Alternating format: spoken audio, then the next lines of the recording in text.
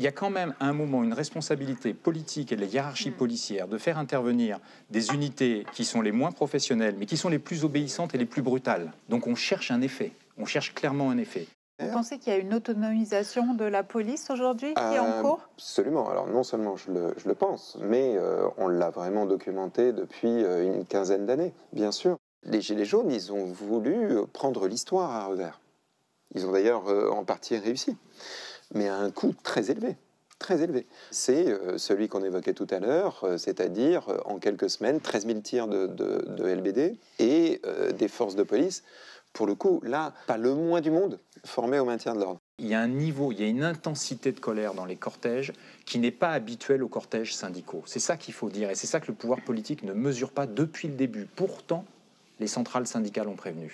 Vous avez évoqué le désordre acceptable, qui est une notion de la Cour européenne des droits de l'homme, le désordre acceptable. Eh bien, si le moindre désordre est une émeute qu'il faut mater dans son foyer, à sa moindre expression, alors il n'y a plus de désordre acceptable.